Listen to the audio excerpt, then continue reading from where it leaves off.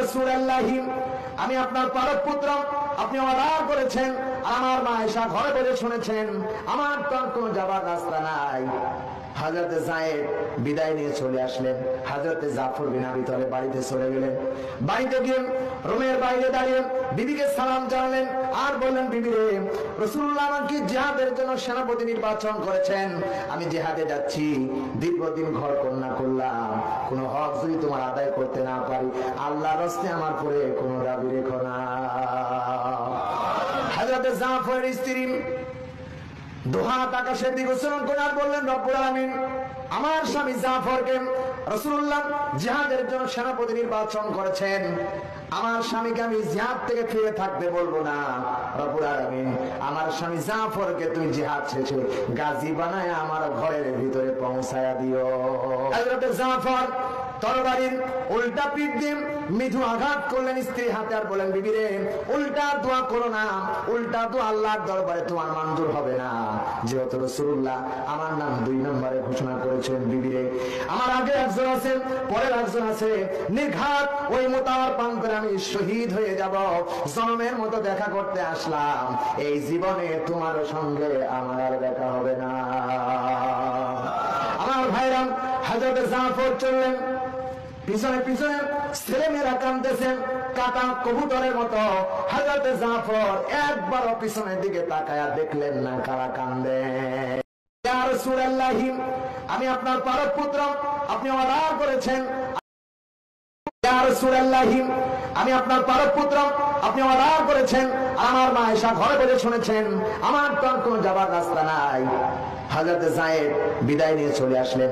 হযরতে জাফর বিন আবি তালেব বাড়িতে চলে গেলেন। বাড়িতে গিয়ে রুমের বাইরে দাঁড়িয়ে বিবিকে সালাম জানালেন আর বললেন, বিবি রে, রাসূলুল্লাহ আমাকে জিহাদের জন্য সেনাপতি নির্বাচন করেছেন, আমি জিহাদে যাচ্ছি। দীর্ঘদিন ঘর কন্যা করলাম, কোন হক যদি তোমার আদায় করতে না পারি, আল্লাহর রাস্তায় আমার পরে কোন দাবি রেখো না।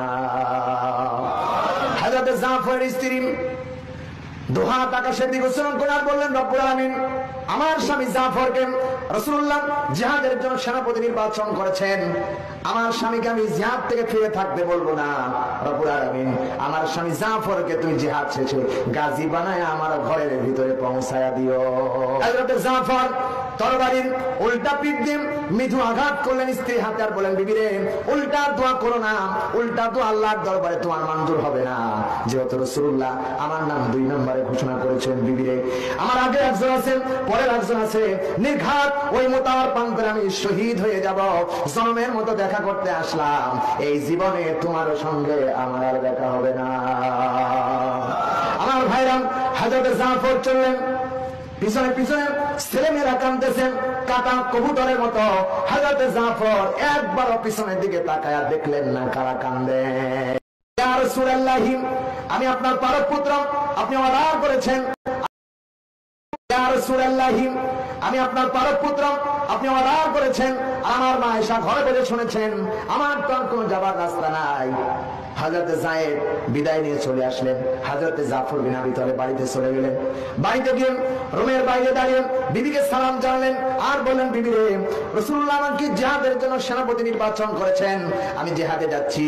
দীর্ঘদিন ঘর কন্যা করলাম, কোন হক যদি তোমার আদায় করতে না পারি, আল্লাহর রাস্তায় আমার পরে কোন দাবি রেখো না।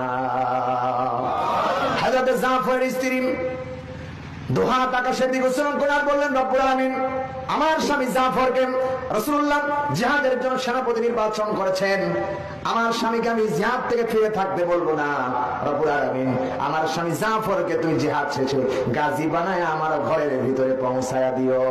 হযরত জাফর তরবারির উল্টা পিঠ দিয়ে মৃদু আঘাত করলেন স্ত্রীর হাতে আর বলেন, বিবি রে, উল্টা দোয়া করো না, উল্টা দোয়া আল্লাহর দরবারে তোমার মঞ্জুর হবে না।